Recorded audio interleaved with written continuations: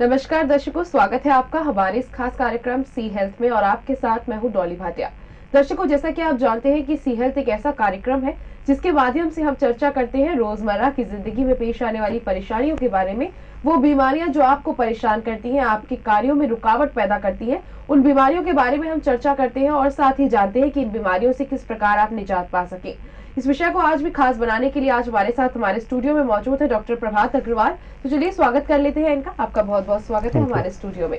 दर्शकों, डॉक्टर प्रभात अग्रवाल जो कि एमडी मेडिसिन डायबिटिक स्पेशलिस्ट है और साथ ही एसोसिएट प्रोफेसर है एसएन मेडिकल कॉलेज में, जो आज हमारे साथ हमारे स्टूडियो में मौजूद हैं आपको बहुत सारी महत्वपूर्ण बातें बताने के लिए, बहुत सारी डायबिटीज से रिलेटेड जानकारियां देने के लिए, जागरूक करने के लिए आज हमारे साथ हमारे स्टूडियो में मौजूद है। तो आज काफी सारी चर्चाएं होंगी और चर्चा को शुरू करते हुए हम यहाँ पे जानना चाहेंगे, क्योंकि आप एक डायबिटीज स्पेशलिस्ट हैं जी, डायबिटीज क्या होती है सबसे पहले आपसे ये जानना चाहेंगे। देखिए, अगर हम सामान्य भाषा में कहें तो डायबिटीज़ का मतलब है ग्लूकोज ज़्यादा होना, या ब्लड के अंदर ग्लूकोज लंबे समय तक अगर ज़्यादा रहे तो उसको हम लोग डायबिटीज़ या हिंदी में मधुमेह कहते हैं जी। लेकिन एक डायबिटीज़ के साथ सबसे इम्पोर्टेंट चीज़ बात यह कि केवल शुगर ज़्यादा होना एक इम्पॉर्टेंट चीज़ नहीं है। लंबे समय तक अगर किसी व्यक्ति की शुगर ज़्यादा रहती है तो ऐसे व्यक्ति को एक सिंड्रोम डेवलप होता है। सिंड्रोम मीन्स कि इसमें डायबिटीज़ शुगर जो वो तो ज़्यादा है ही है, उससे तो कुछ जो दुष्परिणाम सामने आएंगे, जैसे पेशाब ज़्यादा आना या भूख ज़्यादा लगना या प्यास ज़्यादा लगना, ये तो दुष्परिणाम ही है। इसके अलावा इसके लंबे लॉन्ग टर्म कॉम्प्लिकेशंस होते हैं जो काफ़ी 10 साल 5 साल 7 साल बाद जाके व्यक्ति को परेशान कर सकते हैं जी। यहाँ पे आपसे जानना चाहेंगे, आपने बताया कि डायबिटीज़ क्या होती है। डायबिटीज एक गंभीर बीमारी के रूप में हमें देखने को मिलती है और आजकल छोटी उम्र में भी डायबिटीज की प्रॉब्लम हो रही है। क्यों हो रहा है ऐसा, ही आपसे जानना चाहेंगे। देखिए, अगर हम डायबिटीज़ के कारणों की बात करें या डायबिटीज़ को डिवाइड करें तो मोटी तौर पर डायबिटीज़ को हम 3 भागों में डिवाइड कर सकते हैं। टाइप 1 डायबिटीज़, टाइप 2 डायबिटीज़ और इनके बीच की डायबिटीज़, जिसे हम लोग टाइप 1.5 या 1.5 डायबिटीज़ कहते हैं। वो टाइप 1 डायबिटीज़ का मतलब वहाँ हो गया जब व्यक्ति में शुरू से ही इंसुलिन नहीं बन रहा है। इंसुलिन ना बनने का कारण कई बार ऑटो इम्यून डिजीजेज होती हैं। और टाइप 2 का मतलब हो गया जहाँ व्यक्ति में शुरू में इंसुलिन तो है लेकिन वो इंसुलिन काम नहीं कर रही, जहाँ टारगेट ऑर्गन्स में जहाँ पर इंसुलिन को काम करना चाहिए था वहाँ पर इंसुलिन काम नहीं कर रही है। तो टाइप 1 और टाइप 2 के बीच के जो कुछ व्यक्ति होते हैं वो बहुत ही रेयर परसेंटेज होते हैं, उन व्यक्तियों को हम टाइप 1.5 में रखा जाता है। तो टाइप 1 वाले पेशेंट्स की अगर बात करें तो उनमें बॉडी नेचुरली इंसुलिन बना ही नहीं रही।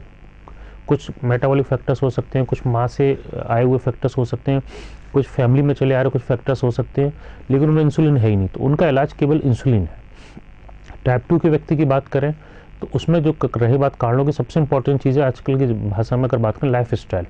व्यक्ति मोटा है, ओवेस है, काम नहीं करता है, सीडेंटरी लाइफ स्टाइल है। सेठ जी हैं, दुकान पर बैठे रहते हैं, बहुत सासू माँ है फीमेल में बैठी हुई है घर में, कोई काम नहीं कर रही है, बहुओं पे या बेटियों पर अपना राज कर रही है, ये बहुत कॉमनली आजकल देखने को मिलता है। इसके अलावा अगर जो बात करें तो खाने पीने की चीज़ें, कुछ पेस्टिसाइड्स हैं, इंसेक्टिसाइड्स हैं जो हमारे खाने पीने में हमें पता भी नहीं होता, चुपचाप हम सब्जी लाते हैं उसके साथ साथ चले आ रहे हैं। ओवर यूज़ जो पेस्टिसाइड्स का हो रहा है, जो किसान यूज़ कर रहे हैं या व्यापारी यूज़ कर रहे हैं, फलों को पकाने के लिए यूज़ करते हैं। तीसरी चीज़ जो इंपॉर्टेंट चीज़ है वो है आज की तारीख में plastic use. Over use of plastics हो रहा है, हर चीज़ में आप देखिए प्लास्टिक्स है, ग्लास में, चाय में, रोज़मर्रा की चीज़ों में, तो प्लास्टिक, ये 3 और 4 इंपॉर्टेंट कारण हैं जो डायबिटीज़ के लिए जिम्मेदार है जी। यहाँ पे आपने बात कर ली कि डायबिटीज के आखिर कारण क्या क्या होते हैं। आपने बताया प्लास्टिक भी एक बहुत इंपॉर्टेंट कारण है इसको डायबिटीज को बढ़ावा देने के लिए। अब हम आपसे जानना चाहेंगे लक्षणों की अगर हम बात करें तो अगर एक पेशेंट डायबिटिक है तो उसको कैसे पता चलना चाहिए, उसे क्या क्या ऐसे सिम्टम्स आइडेंटिफाई करने चाहिए कि उसे लगे कि हाँ वो डायबिटीज से पीड़ित है। जी, ये सवाल बहुत ही इम्पोर्टेंट और पब्लिक के लिए बहुत ही इम्पोर्टेंट रखता है कि हम कैसे पहचानें मुझे क्या डायबिटीज़ है, कब डायबिटीज़। अगर हम क्लासिकल डायबिटीज़ की बात करें लक्षणों की, तो डायबिटीज़ के क्लासिकल लक्षण होते हैं पॉलीयूरिया, पॉलीफेजिया, पॉलीडिप्सिया। मीन्स कि व्यक्ति को पेशाब बहुत ज़्यादा आएगा, प्यास बहुत ज़्यादा लगेगी और खाना बहुत खाएगा। लेकिन ये जो बात है केवल टाइप 1 वाले पेशेंट्स के लिए है जिनमें इंसुलिन नहीं बन रही है। टाइप 2 के मैक्सिमम जो पेशेंट्स कई बार आते हैं वो अनएक्सप्लेन्ड वीकनेस होती है, कि सब कुछ दिनों से मेरा वजन कम हो रहा है, कुछ दिनों से कमजोरी सी रहती है, खाता तो बहुत हूँ लेकिन वजन कम हो रहा है, unexplained weight loss, unexplained weakness. या कई बार पेशेंट्स आते हैं इंसिडेंटल पता चलता है कि साहब मैं कैटरेक्ट की मोतियाबिंद की सर्जरी कराने गया और तब मुझे वहाँ जाकर पता चला कि मेरे डॉक्टर साहब ने शुगर चेक कराई, शुगर ज़्यादा हुई। या मेरा किसी वजह से ऑपरेशन कराने गया, गॉल ब्लैडर का ऑपरेशन या अपेंडिक्स का कराने, तब मालूम पड़ा। या रोड एक्सीडेंट हुआ, किसी वजह से ब्लड शुगर चेक करिए तब मालूम पड़ा। या कई बार पेशेंट्स कॉम्प्लिकेशंस की वजह से आते हैं। कॉम्प्लिकेशंस मीन डायबिटिक न्यूरोपैथी, यानी अगर नसें इन्वॉल्व हो गई हैं तो कई बार 25% ऑफ द पेशेंट्स, अगर हम 100 पेशेंट्स की बात करें उनसे 25 पेशेंट्स ऐसे होते हैं जो डायबिटिक न्यूरोपैथी के कॉम्प्लिकेशंस की वजह से आते हैं, जैसे कि पैरों में झंझनाहट होना, पैरों में चींटी सी काटना, पैरों में दर्द होना, भड़कन होना। या डायबिटिक रेटिनोपैथी कि सब मुझे 1 के 2 दिखते हैं। या रात को मैं गाड़ी चलाता हूँ तो सब मुझे लाइट, बड़ी अजीब अजीब सी लाइटें, फ्लैशेस लाइट्स के सामने आते हैं। या डायबिटिक नेफ्रोपैथी की वजह से कि गुर्दे की खराबी की वजह से कुछ दिनों से सब ब्लड प्रेशर बढ़ने लग गया है, जैसा पैरों में सूजन आने लग गई है। या पेशाब साफ करता हूँ तो एक मोटा मोटा झाग से आने लगे, प्रोटीनूरिया की वजह से। ये कुछ इंपॉर्टेंट लक्षण हैं जिनकी वजह से हम पहचान सकते हैं। जी यहाँ पे आपसे जानना चाहेंगे, एक अगर हम बात करें मीठा खाने की, जो लोग ज्यादा मीठा खाते हैं उनके लिए एक धारणा बन जाती है कि तुम ज्यादा मीठा मत खाओ, तुम्हें डायबिटीज हो जाएगी। ऐसा कई बार हमने सुना है अपने आसपास के लोगों से कि कोई भी मीठा खाता है उसको मना किया जाता है, तुम ज्यादा मीठा खाओगे तो तुम्हें डायबिटीज हो जाएगी। क्या मीठा खाना भी इसका ही एक फैक्टर है? देखिए, मीठा खाने से डायबिटीज़ का कहीं कोई लिंक नहीं है। ऐसा कोई वो नहीं है कि जो व्यक्ति अगर मीठा बहुत ज़्यादा खाएगा उसको डायबिटीज़ होगी। आपने अगर देखा होगा बहुत सारे पंडाज होते हैं जो मथुरा वृंदावन या बनारस के, बहुत ज़्यादा शुरुआत से बचपन से बुरा मीठा खाते हैं लेकिन उन लोगों को डायबिटीज़ नहीं देखी गई। लेकिन अगर किसी व्यक्ति को डायबिटीज़ है तो डेफिनेटली उसको मीठा रोकना है, क्योंकि मीठा होने से ग्लूकोज ऑलरेडी ब्लड में ज़्यादा, अगर ऑलरेडी आप ग्लूकोज लेंगे तो बहुत ज़्यादा ब्लड में ग्लूकोज, हाइपरग्लाइसीमिक कंडीशन बहुत ज़्यादा होगी। जितनी ज़्यादा ग्लूकोज होगी उतने ही लॉन्ग टर्म कॉम्प्लिकेशन और एक्यूट टर्म कॉम्प्लिकेशंस होंगे। लेकिन ऐसा कहीं कुछ नहीं। कई पेशेंट्स ये कहते हैं सब मेरे परिवार में मैंने तो कभी शुगर नहीं खाई, चीनी नहीं खाई, मीठा नहीं खाया, लेकिन मुझे डायबिटीज़ कैसे हो सकती है? तो ऐसी कोई धारणा नहीं है कि मैंने शुगर नहीं खाई या चीनी नहीं खाई तो मुझे डायबिटीज़ नहीं होगी, या मैंने बहुत खाई तो मुझे होगी। ऐसा कहीं कोई लिंक नहीं है। लेकिन चूंकि आजकल का जो life style, modern life style है कि हम लोग बहुत ही सीडेंटरी लाइफ स्टाइल है, बहुत कम चलते फिरते हैं, हर चीज़ मोबाइल पे, रिमोट के सहारे काम चल रहा है, तो नौकरों पे डिपेंडेंट है।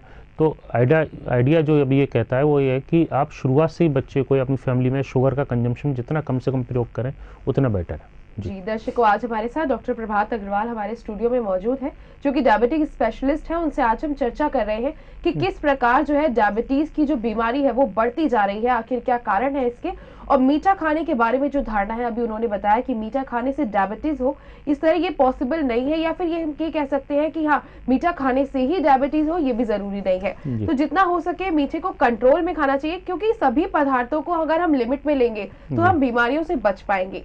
चर्चा को आगे बढ़ाते हुए यहाँ पे आपसे जानना चाहेंगे, अगर कोई पेशेंट आया तो आप किस प्रकार उसे डायग्नोस करके ये पता लगाते हैं कि उसे डायबिटीज है? जी, कई बार तो पेशेंट्स हमारे पास सीधे आता है कि साहब मुझे मैंने किसी वजह से ब्लड शुगर चेक कराई थी, मुझे शुगर बताई गई।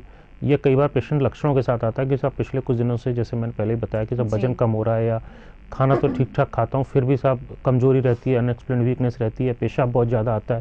या फीमेल्स में बहुत कॉमनली रहता है कि साहब यूरिन में इन्फेक्शन होता रहता है, या पेशाब के रास्ते में खुजली होती रहती है, रिकरेंट प्लूराइटिस हो रही है वजाइना की, बार बार सब खुजली होती है, बार बार स्किन फरंक्लोसिस होती है कि सब बार बार फोड़ा फुंसी होते हैं, ठीक हो जाते हैं। पहले सब बिना दवाई के गोली बाजार से लेके खाता था, ठीक हो जाता था, पिछले कई दिनों से सब नहीं हो रहे हैं। या पैर में घाव बन गया। या कई बार विलेजर्स किसान आते हैं कि सब मैं हाथ सेक रहा था पिछले कुछ दिनों, पता ही नहीं चला कब मेरा, बिकॉज ऑफ न्यूरोपैथी नसें इन्वॉल्व होने की पता ही नहीं चला मेरा पैर या हाथ कब जल गया। स्मोकर्स कई बार आते हैं, सब मैं सिगरेट पी रहा था और कब मेरी उंगलियां जल गई मुझे पता ही नहीं चला। वो तो मेरी वाइफ ने बताया तब मुझे जाकर पता चला, नहीं तो सब मुझे पता ही नहीं चला, क्योंकि न्यूरोपैथी की वजह से। तो कई बार पेशेंट्स इस तरह आते हैं। कई बार लक्षण होते हैं जैसे कि पेशेंट्स आया, रिकरेंट खांसी हो रही है, रिकरेंट कफ हो रहा है, इन्फेक्शंस हो रहे हैं, हमने एक्सरे कराया उसमें ट्यूबरकुलोसिस निकल के आया। तो ऐसे पेशेंट्स को स्क्रीनिंग हम लोग ब्लड शुगर की करते ही करते हैं। या किसी वजह से अगर 35 साल से ऊपर अगर कोई व्यक्ति आता है तो 3 साल में एक बार उसकी ब्लड शुगर लेवल्स होने चाहिए। और प्रेगनेंसी की बात करें, अगर प्रेगनेंसी कोई प्रेग्नेंट फीमेल आया है तो ये गवर्नमेंट की स्क्रीनिंग पॉलिसीज़ में आता है कि कोई भी अगर पेशेंट प्रेगनेंसी की जैसे ही किसी डॉक्टर या क्लिनिशियन के पास आती है, चाहे वो गायनेकोलॉजिस्ट हो, चाहे फिजिशियन हो, चाहे किसी और वजह से सर्जन के पास, एनेस्थेटिस्ट के पास गए, उसको फॉरन ब्लड शुगर लेवल्स उसके करने हैं।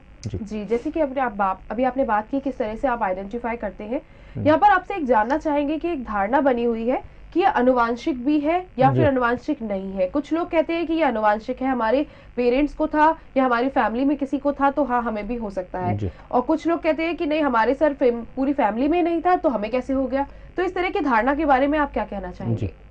देखिए, अगर टाइप 1 की बात करें तो टाइप 1 डायबिटीज़ यानी जिसमें इंसुलिन नहीं बन रही है, जो छोटे बच्चों को होती है, उस तरह की डायबिटीज़ आनुवंशिक नहीं होती। यानी कि अगर किसी बच्चे को है तो ज़रूरी नहीं उसके बेटे को या फैमिली में होगी। अगर होती तो जस्ट एक इंसिडेंटल हो सकता है। लेकिन अगर टाइप 2 की बात करें तो डेफिनेटली कुछ रिस्क फैक्टर्स बहुत बढ़ जाते हैं। अगर किसी के फादर को है, ओनली फादर को है, तो उसके बच्चे में होने को, उसके बेटे में होने में संभावनाएं 25% तक होती हैं। अगर दोनों पेरेंट्स को है, मम्मी पापा दोनों को, तो 50% तक की संभावनाएं होती हैं।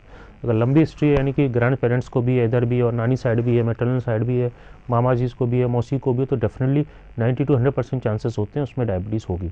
ऐसे पेशेंट्स को हम विशेष ये कहना चाहेंगे, प्रिवेंशन करना चाहेंगे।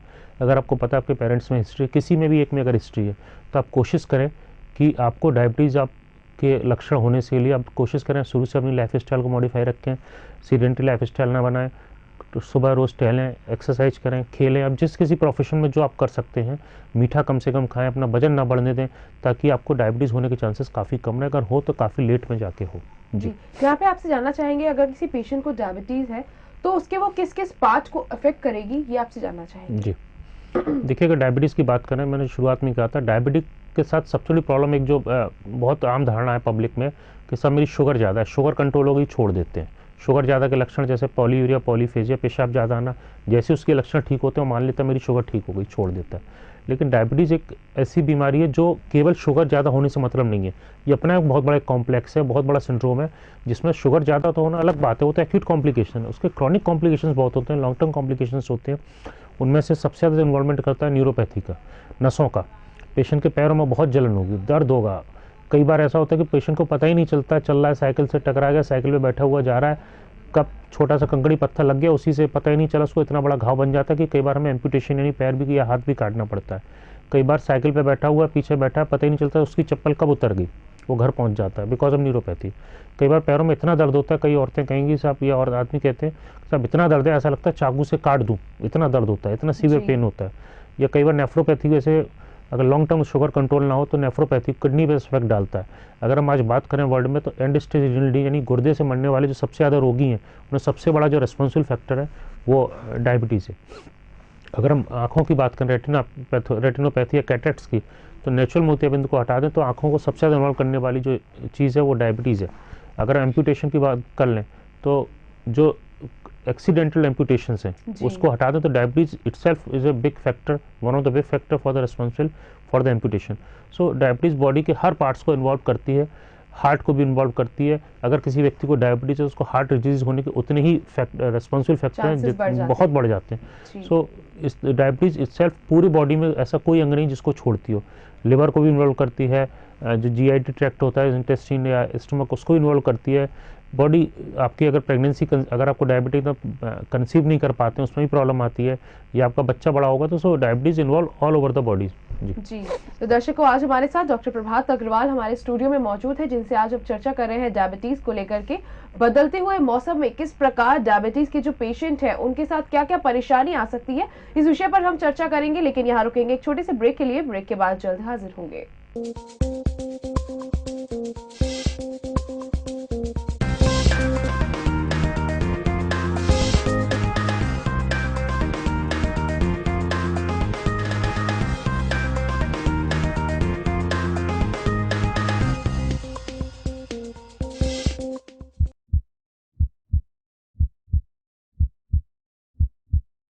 तो चलिए एक बार फिर से स्वागत कर लेते हैं इनका। आपका बहुत बहुत स्वागत है हमारे स्टूडियो में।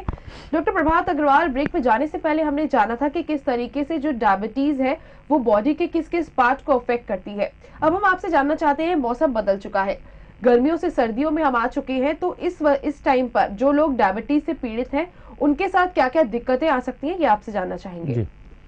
अगर हम डायबिटीज़ के सर्दियों के संबंध में बात करें तो सबसे इम्पोर्टेंट क्या होती है कि गर्मियों में यूजुअली डायबिटिक्स पेशेंट या नॉर्मल पर्सन सुबह 5 या 6 बजे टहलने जाता है। सर्दियों में बहुत अर्ली इन द मॉर्निंग आपको अवॉइड करना चाहिए, क्योंकि वैसोस्पास्म होता है, यानी कि जो नसें हैं, ये जो आर्टरीज हैं, उनका ठंड की वजह से स्पास्म आता है, उनमें सिकुड़न आ जाती है। तो कई बार ऐसे पेशेंट्स में, डायबिटिक्स पेशेंट्स में, जिनमें साइलेंट इस्चीमिया होता है, यानी कि साइलेंट हार्ट डिजीज चल रही है, तो ठंड की वजह से वो प्रेसिपिटेट कर जाती है। इसीलिए आपने देखा होगा कि सर्दियों में बहुत कॉमनली मिलता है ब्लड प्रेशर ज़्यादा बढ़ गया, या ब्लड प्रेशर ज़्यादा बढ़ने की वजह से हार्ट अटैक हो गया, या ब्रेन का स्ट्रोक हो गया, पैरालिसिस हो गई, तो ये सारी चीज़ें सर्दियों में बहुत ज़्यादा। अगर पेशेंट्स को टहलना है तो सूरज निकल जाए, रोशनी थोड़ी ठीक आ जाए, 7-8 बजे के बाद सुबह टहलिए।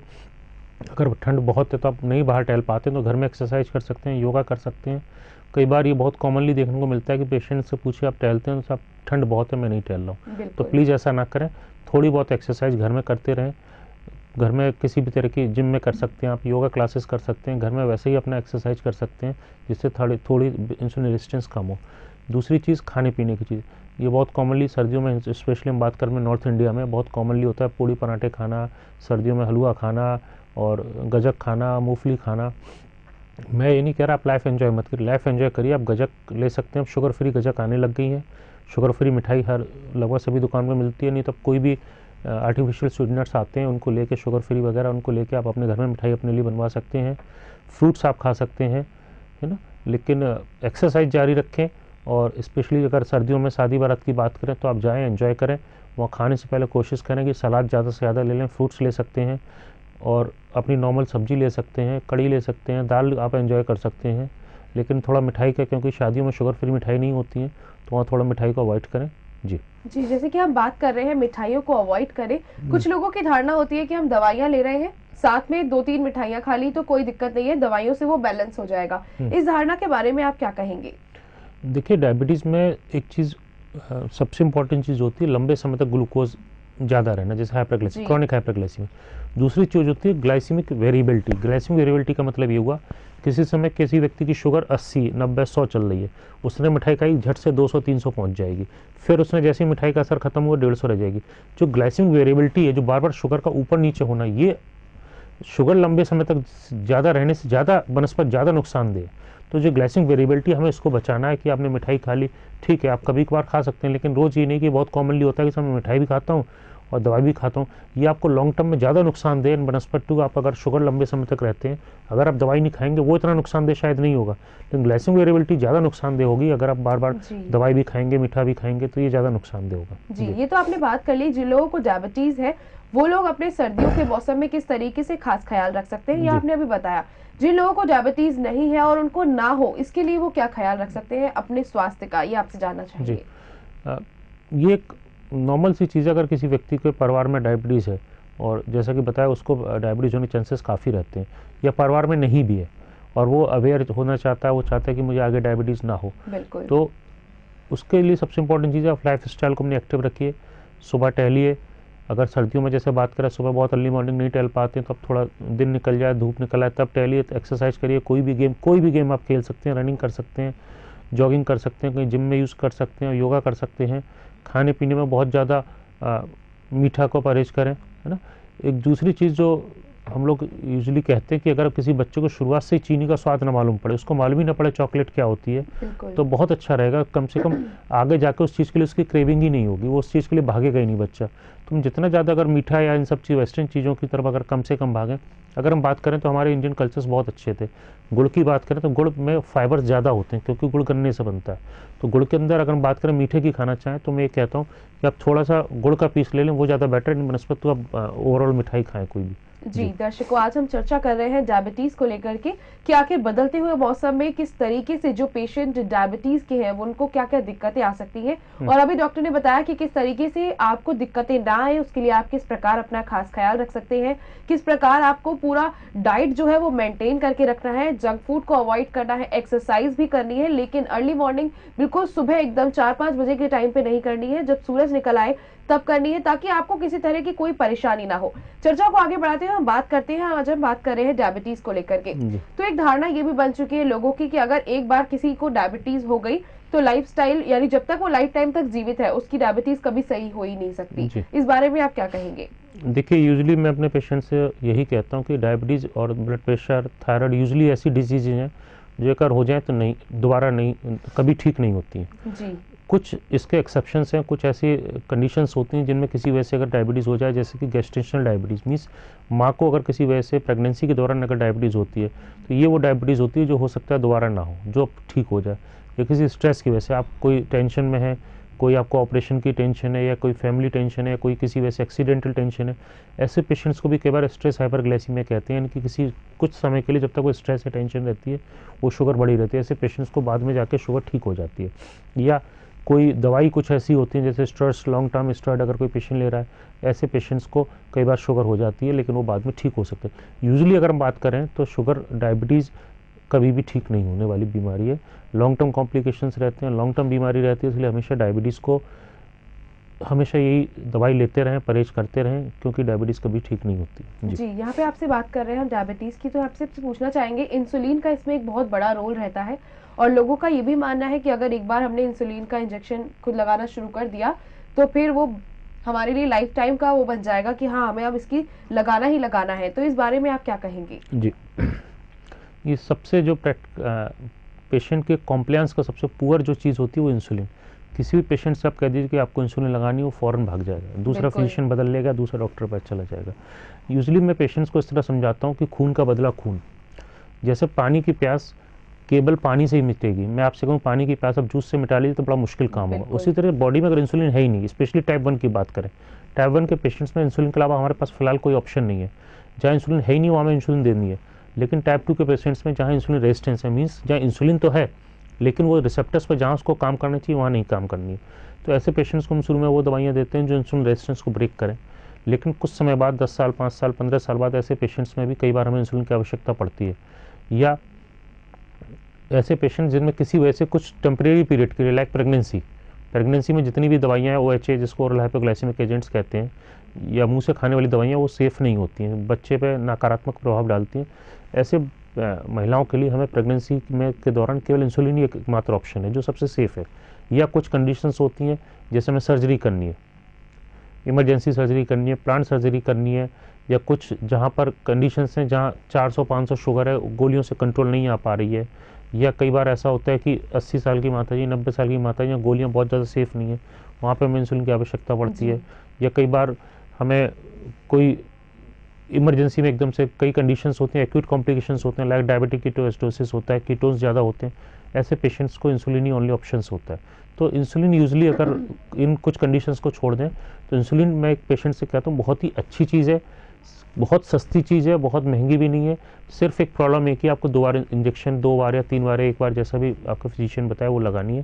लेकिन इंसुलिन बेस्ट चीज़ है, इंसुलिन का कोई साइड इफेक्ट नहीं है और इंसुलिन लॉन्ग टर्म में बिल्कुल सेफ़ है। जी दर्शकों, आज हमारे साथ डायबिटीज स्पेशलिस्ट डॉक्टर प्रभात अग्रवाल हमारे स्टूडियो में मौजूद हैं, जिनसे आज हम चर्चा कर रहे हैं कि किस तरीके से जो भ्रांतियां हमारे समाज में हैं उनको वो बता रहे हैं कि किस तरीके से हमें भ्रांतियों में निपटकर हम अपना जीवन गंवा देते हैं, किस तरीके से हम जो है लोगों की बातें सुन लेते हैं कि ऐसा नहीं करो ऐसा हो जाएगा, ऐसा नहीं करो ऐसा हो जाएगा, और हम उन भ्रांतियों में पड़कर अपना जीवन गंवा देते हैं। इस विषय पर आज हम चर्चा कर रहे हैं डायबिटीज के ऊपर। आपसे जानना चाहेंगे कि काफी सारे ऐसे आयुर्वेदिक हमने देख लिए हैं कि खुल गए हैं, वो कहते हैं हमारे पास आओ, हम आपको 2-3 पुड़िया देंगे, 2-3 बार दवाई देंगे, आपकी डायबिटीज एकदम से खत्म हो जाएगी, और लोग उस पर जा भी रहे हैं। क्या प्रभाव, क्या क्या परिणाम आते हैं इन सब चीजों की, आपसे जानना चाहेंगे? जी देखिए, बहुत ही इंपॉर्टेंट चीज़ है, पब्लिक के लिए बहुत ही अच्छा क्वेश्चन पूछा आपने। यूजुअली क्या होता है कि ऐसे पेशेंट जो नॉर्मल दवाइयों पर चल रहे हैं, शुगर कंट्रोल चल रही है, और वो कई बार इस तरह के आयुर्वेदिक अखबार में, न्यूज़पेपर में, मीडिया में ऐड आता है, उनको देख के जाते हैं राइट शुगर है, IME 95-65 करके है। ऐसी चीज़ें क्या होती है, अगर आपकी शुगर कंट्रोल चली तो कुछ दिनों तक प्लेसिबो इफेक्ट कहते हैं। प्लेसिबो इफेक्ट मतलब पेशेंट कोई दवाई नहीं ले रहा है लेकिन उसके अंदर एक धारणा बन गई कि मैं ठीक हूँ, उसकी वजह से महीने भर 2 महीने तक शुगर ठीक रहती है। लेकिन ऐसा बहुत सारे पेशेंट्स हम लोगों ने देखे हैं जिनको इस तरह की दवाइयों का कोई असर नहीं है। आयुर्वेद में मुश्किल से 4-5 चीज़ें हैं जिनका अभी तक डॉक्यूमेंटेड रोल है, लाइक मेथी, हम लोग मानते हैं जामुन, जिसका डॉक्यूमेंटेड रोल है, लेकिन उनका भी एक लेवल तक लिमिट है। ऐसा नहीं कि 400 शुगर 300 शुगर वाले पेशेंट्स की मेथी या जामुन से आप कंट्रोल कर लेंगे। तो शुरुआत में तो आप कुछ हद तक काम कर सकते हैं, लेकिन बाकी सभी बेकार की चीज़ें हैं, पब्लिक से पैसा लूटने वाली थी। और अभी तक किसी भी पैथी, चाहे वो आयुर्वेदिक हो, चाहे एलोपैथिक हो, चाहे यूनानी पद्धति हो, चाहे आयुष का कोई भी प्रकार हो, एक्यूपंक्चर हो, ऐसी कोई पद्धति आज तक नहीं बनी जो डायबिटीज़ हमेशा के लिए ठीक कर दे। बिल्कुल, आपने काफी सारी महत्वपूर्ण जानकारी हमारे दर्शकों को दी, उनकी भ्रांतियों को भी समाप्त करने की पूरी कोशिश की।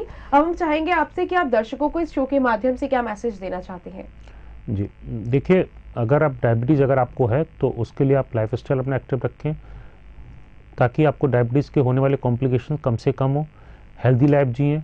थोड़ा टाइम अपने लिए, फैमिली के लिए टाइम दें। सबसे बड़ा जो इंपॉर्टेंट डायबिटीज़ का अगर फैक्टर देखें तो स्ट्रेस या टेंशन भी बहुत बड़ा फैक्टर होता है जी। तो फैमिली के लिए टाइम दें, क्वालिटी टाइम जिए अपना। पैसा एक अलग चीज़ है, पैसा ज़रूरत है, आवश्यकता है, मैं नहीं कहूँगा, लेकिन अपनी फैमिली के लिए, अपनी क्वालिटी, अपने फ्रेंड्स के लिए, फैमिली के लिए टाइम दीजिए, तभी आप इस डायबिटीज़ की महामारी से बच सकते हैं। दूसरी, जिन लोगों को डायबिटीज़ अगर नहीं है लेकिन फैमिली में रिस्क फैक्टर्स हैं, ऐसे पेशेंट्स को भी लाइफस्टाइल एक्टिव रखिए, मीठे से दूर रहिए, ताकि आपको डायबिटीज़ होने के चांसेस उतने कम से कम रहें। वेट ना बढ़ दें, सबसे इंपॉर्टेंट चीज़ है वेट ना बढ़ देते हैं। अगर आपकी कमर का वेट बढ़ता है, 40 इंच से ज़्यादा आपकी कमर होती है, 38 इंच से ज़्यादा कमर होती है, तो डायबिटीज़ के लिए बहुत बड़े रिस्पॉन्सिबल फैक्टर्स होते हैं। दूसरी इंपॉर्टेंट चीज़ प्लास्टिक का यूज़, जितना मिनिमम से मिनिमम आप यूज़ करें। अगर आप लोग प्लास्टिक की बोतल या कोई भी प्लास्टिक का यूज़ करके पलट के देखेंगे तो उसके पीछे एक ट्रायंगुलर निशान बना होता है। कुछ गवर्नमेंट अथॉरिटीज़, इंडियन गवर्नमेंट ने कुछ एक पॉलिसीज़ डिसाइड करी हैं, वही प्लास्टिक यूजेबल है, यानी पानी में आप पी सकते हैं, चाय के साथ पी सकते हैं। स्पेशली चाय जो पीते हैं प्लास्टिक के कप में, प्लीज़ इसको बैन करें, इसको बंद करें, जो बहुत ही डायबिटीज़ के लिए रिस्पॉन्सिबल फैक्टर्स है। और प्लास्टिक वही यूज़ करें जिसके पे ट्रायंगुलर निशान बना हो, वही सेफ़ है। बेस्ट चीज़, अगर आप स्टील के बर्तन, कांच के बर्तन यूज़ करें तो बेस्ट चीज़ तो वो है जी। बिल्कुल, शुक्रिया अदा करना चाहेंगे आपका कि आप हमारे शो पर आए और आपने इतनी सारी जानकारियां हमारे दर्शकों को दी, इसके लिए आपका बहुत बहुत शुक्रिया अदा। दर्शकों, इस एपिसोड में हमने बात की कि किस तरीके से आप जो है डायबिटीज से बच सकते हैं, किस तरीके से जिन लोगों को डायबिटीज है वो अपना ख्याल रख सकते हैं बदलते हुए मौसम में। इस विषय पर आज हमने चर्चा की। अगले एपिसोड में फिर हाजिर होंगे हम कुछ नए टॉपिक्स के साथ, तब तक के लिए हमें दीजिए इजाजत। नमस्कार।